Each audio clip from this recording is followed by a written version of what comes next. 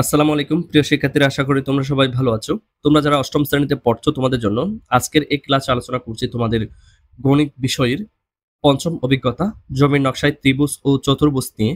সেক্ষেত্রে গত ক্লাসে আমরা কিভাবে একটা কোণ আঁকতে হবে এবং সেই কোণটা কিভাবে সমদ্বিখণ্ডিত করতে হবে, আর তাছাড়া কোন একটা বিন্দু থেকে কোন একটা রেখাংশের উপর কিভাবে তোমরা লম্ব টানবে সেটা কম্পাসের সাহায্যে এবং কম্পাস ছাড়াও তোমাদেরকে দেখিয়ে দিয়েছিলাম।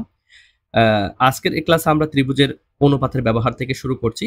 তোমাদেরকে অনুরোধ করছি, তোমরা যারা বিগত ক্লাসগুলো করো নাই তারা অবশ্যই আমাদের এই আরফাত একাডেমি চ্যানেলে গিয়ে এখান থেকে তোমরা তোমাদের গণিত এবং বিজ্ঞানের সকল ক্লাসগুলো করে নিবে এবং ক্লাসগুলো করে অবশ্যই আমাদেরকে জানাবে ক্লাসগুলো তোমাদের কেমন লেগেছে এবং বাংলাদেশের কোন জায়গা থেকে তোমরা ক্লাসগুলো করছো।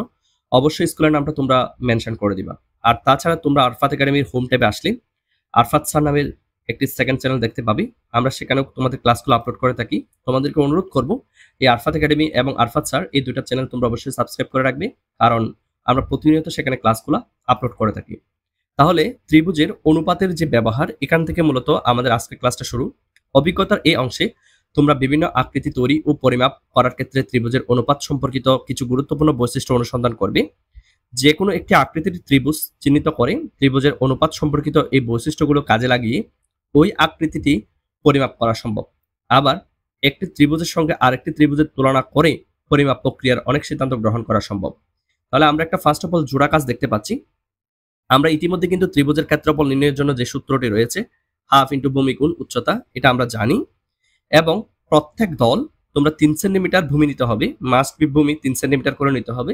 এখানে ছক 5.2 এর মধ্যে তোমরা দেখতে পাচ্ছ এই যে দেখো সবগুলা ভূমি হচ্ছে 3 সেন্টিমিটার। তাহলে 3 সেন্টিমিটার ভূমি বিশিষ্ট 5টি করে ভিন্ন ভিন্ন উচ্চতা, অর্থাৎ এই যে দেখো এখানে ক্রমিক নাম্বার দেওয়া আছে, 5টা ভিন্ন ভিন্ন উচ্চতা তোমাদের নিতে হবে এবং প্রতিটি ত্রিভুজের উচ্চতা পরিমাপ করে পাশের চকটি পূরণ করো। তোমরা কি ক্ষেত্রফল ও উচ্চতার মধ্যে কোনো সম্পর্ক দেখতে পাচ্ছ? অর্থাৎ খুব সুন্দর একটা প্রশ্ন কিন্তু তোমাদেরকে করেছে। জাস্ট তোমরা তোমাদের ক্ষেত্রফল এবং উচ্চতার মধ্যে কোনো ধরনের সম্পর্ক খুঁজে পাও কিনা এই জিনিসটা আমরা জাস্টিফাই করব। তাহলে আমরা তোমাদের উত্তরটা দেখো সাজিয়েছি। আমরা ফার্স্ট অফ অল এই যে দেখো এই যে চিত্রগুলো কিন্তু ফার্স্ট অফ অল তোমাদেরকে আঁকতে হবে। এই যে এখানে তারা আঁকতে বলেছে, তাহলে আমরা ভিন্ন ভিন্ন উচ্চতা বিশিষ্ট, যেমন উচ্চতা এখানে 3 নিয়েছি, এখানে 4 নিয়েছি, এখানে 5 নিয়েছি, এখানে 7, এখানে 8 নিয়েছি। তা আমরা ভূমি কিন্তু পরিবর্তন করি নাই, সবগুলা ভূমি হচ্ছে 3 3 এবং আমরা 5টা চিত্র এঁকেছি। এবার আমরা 5টা চিত্রের ক্ষেত্রফল বের করব। আমি জাস্ট একটা করে তোমাদেরকে দেখাচ্ছি। যেমন আমি শুধুমাত্র এই অংশটা করি, ভূমিও 3 উচ্চতাও 3, তাহলে তার সূত্র কি হাফ ইন্টু ভূমি গুণ উচ্চতা। তাহলে দেখো হাফ, এই যে 3 3 এই দুটা গুণ করলে 3 3 9, এবার 9কে যদি 2 দিয়ে ভাগ করি তাহলে অবশ্যই 4.5। তাহলে আমরা দেখো এই যে দেখো 4.5। একইভাবে এই দুটা দেখো 3 4 12, 12কে 2 দিয়ে ভাগ করলে 6 এবং প্রত্যেকটা ক্ষেত্রফল তোমরা এভাবে বের করে নিবা। এবার আমরা ক্ষেত্রফলের সাথে উচ্চতার একটা সম্পর্ক আমরা বের করব। এবার প্রত্যেকটা ক্ষেত্রফলকে আমরা উচ্চতা দিয়ে ভাগ করব। তাহলে আমি একটা একটা তোমাদেরকে দেখাচ্ছি। স্যার, এই প্রথম অংশের জন্য ক্ষেত্রফল হচ্ছে 4.5, এটাকে যদি আমি আমার উচ্চতা 3 দিয়ে ভাগ করি তাহলে আনসারটা আসবে 1.5। তোমরা নাইলে চেক করতে পারো। অথবা আমার 4 নাম্বার এর ক্ষেত্রে আমার ক্ষেত্রফল হচ্ছে 12, এটাকে যদি স্যার আমি আমার উচ্চতা 8 দিয়ে ভাগ করি তাহলে স্যার 1.5 পাচ্ছি। তো এখান থেকে মূলত আমাদেরকে একটা সিদ্ধান্ত নিতে বলা হয়েছে। তোমরা একটু নিচে আসো। এই যে এখান থেকে তোমরা কি সিদ্ধান্ত নিলে তা এই নিচের বক্সের মধ্যে লেখো। স্যার, আমরা এখানে মূলত যে কাজটা করেছি, ফার্স্ট অফ অল ভিন্ন ভিন্ন উচ্চতা বিশিষ্ট 5টা উচ্চতা নিয়ে আমরা 5টা ত্রিভুজ এঁকেছি এবং এই ছকটা আমরা ফিল আপ করেছি এবং ক্ষেত্রফল এবং উচ্চতার সাথে আমরা একটা সম্পর্ক খুঁজে পেয়েছি। সেই সম্পর্কটি হচ্ছে একাধিক ত্রিভুজের ভূমি সমান হলে ত্রিভুজগুলোর প্রতিটির ক্ষেত্রফল এবং উচ্চতার অনুপাত সমান হবে। ঠিক আছে, অর্থাৎ ত্রিভুজের ভূমি অপরিবর্তিত থাকলে ত্রিভুজের ক্ষেত্রফলের উচ্চতার সমানুপাতিক হবে।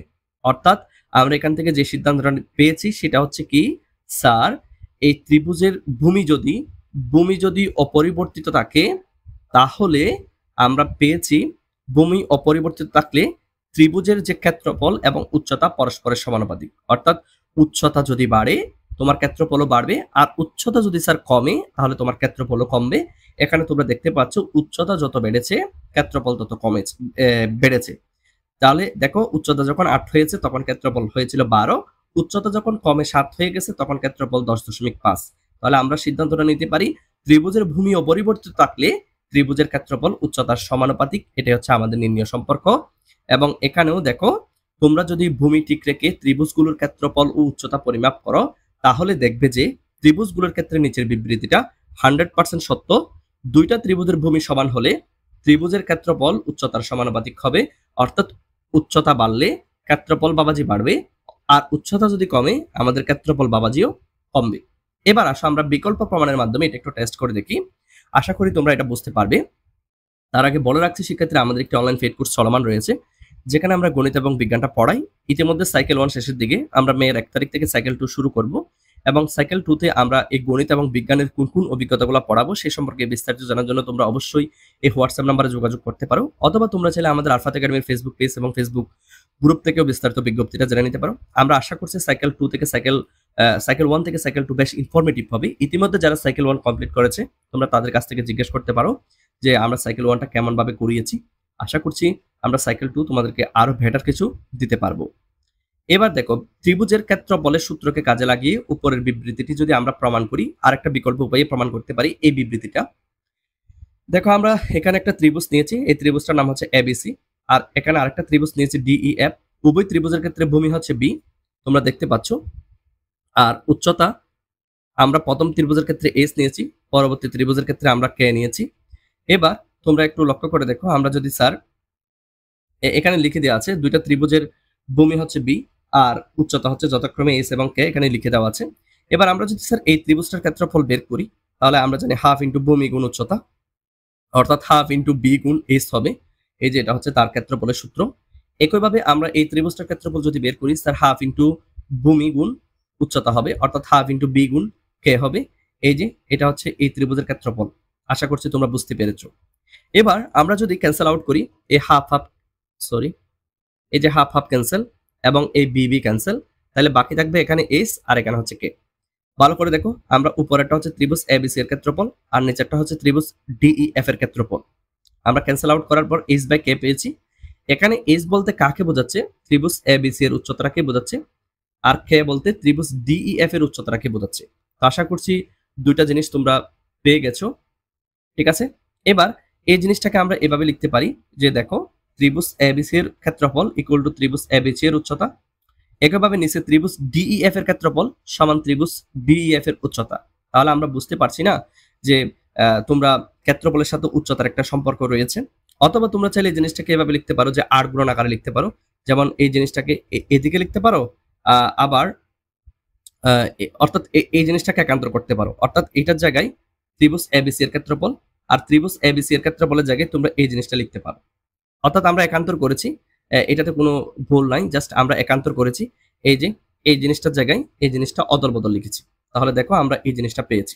তাহলে আমরা পেলাম যে ত্রিভুজের ভূমি সমান হলে ত্রিভুজের ক্ষেত্রফল উচ্চতা সমানুপাতিক হয়, এটা একেবারে 100% সত্য একটি কথা। কারণ এই যে দেখো, উচ্চতা বাড়লে ক্ষেত্রফলও বাড়বে, উচ্চতা কমলে ক্ষেত্রফলও কমবে। এবার একক একটা কর্মপত্র তোমাদেরকে এখানে দিয়েছে।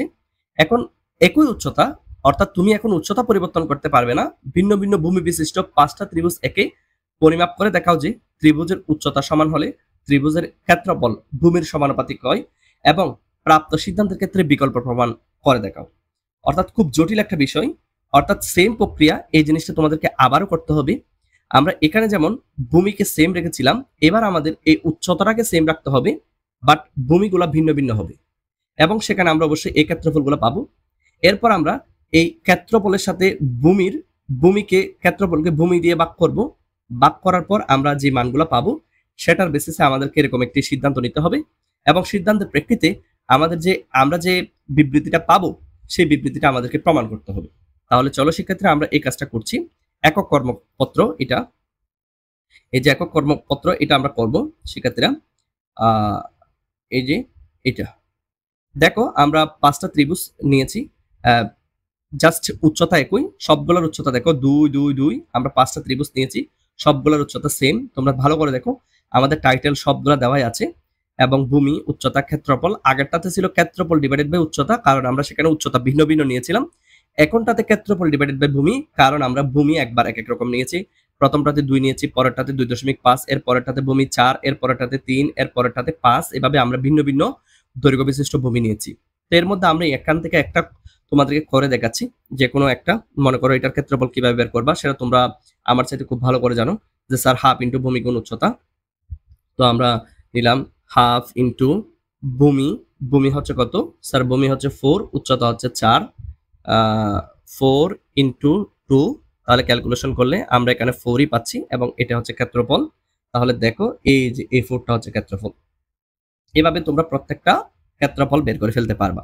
এখন প্রশ্ন হচ্ছে স্যার, আমরা এবার এই যে ক্ষেত্রফল 2 কে যদি স্যার এই ভূমি 2 দিয়ে ভাগ করি, এই ভূমি 2 দিয়ে যদি স্যার ভাগ করি, তাহলে আমাদের ক্ষেত্রফল ডিভাইডেড বাই ভূমির মানটা আসতেছে 1।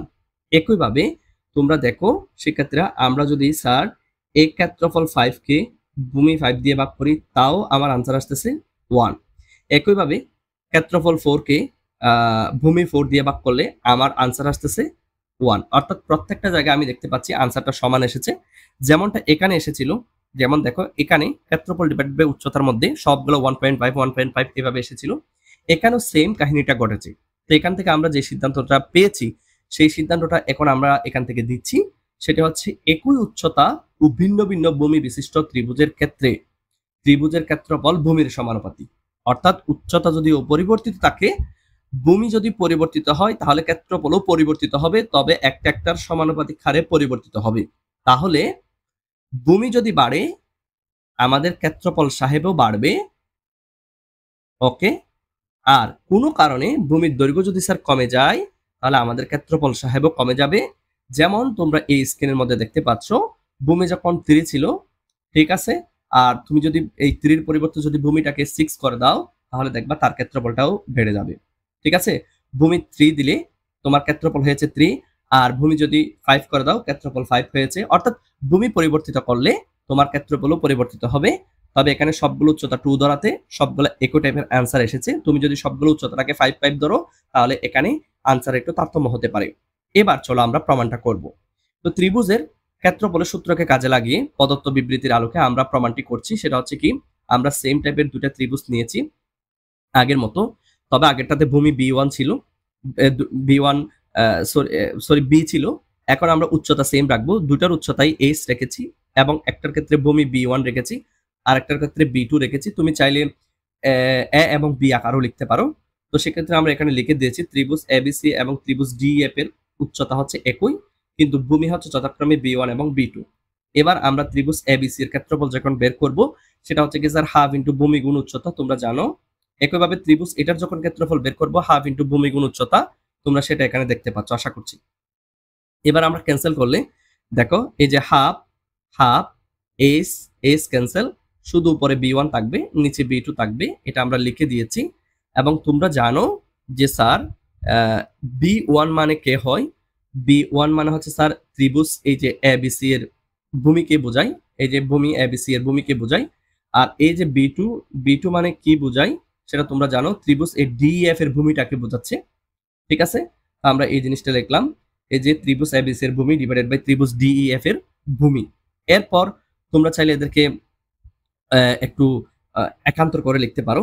যেমন তুমি চাইলে এটাকে এই পাশে আর এটাকে অদল বদল করতে পারো, তাহলে এই যে ABC এর ভূমিটা নিচে চলে আসবে, আর DEF এর ক্ষেত্রফলটা উপরে চলে যাবে। অর্থাৎ এরা অদল বদল হয়ে, দেখো আমরা আমাদের যে সিদ্ধান্ত, ত্রিভুজের উচ্চতা যদি সমান হয়, তাহলে ত্রিভুজের ক্ষেত্রফল ভূমির সমানুপাতিক হবে। অর্থাৎ ভূমি বাড়লে ক্ষেত্রফল বাড়বে, আর ভূমি কমলে ক্ষেত্রফল কমবে। আশা করছি এই অংশটা তোমরা ভালোভাবে বুঝতে পেরেছো। শিক্ষার্থীরা, তোমরা যারা ফেসবুক পেজ থেকে আমাদের এই ক্লাসগুলো করছো, অবশ্যই ফেসবুক পেজটিতে লাইক এবং ফলো দিয়ে আমাদের সাথে যুক্ত থাকবে, এবং ক্লাসগুলো তোমাদের কেমন লেগেছে সেটা অবশ্যই জানাবে।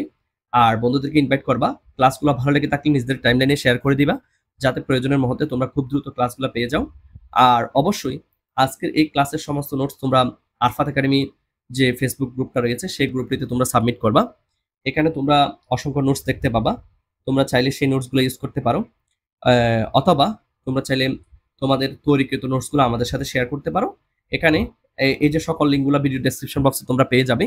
এই যে আরফাত একাডেমিতে গ্রুপে আসলে এখানে তোমরা যে ফেড কোর্সের নোটিশটা পেয়ে যাবে, এই নোটিশটা দেখে তোমরা কিভাবে আমাদের ফেড কোর্স 2 তে জয়েন হতে হবে সে সম্পর্কে তোমরা বিস্তারিত পেয়ে যাবে। এবং এখানে আসলে তোমরা দেখতে পাচ্ছ অসংখ্য নোটস স্টুডেন্টরা শেয়ার করেছে, তোমরা চাইলে সেগুলো ইউজ করতে পারো, অথবা তোমরা চাইলে তোমাদের নোটসগুলো আমাদের সাথেও অভিজ্ঞতা শেয়ার করতে পারো।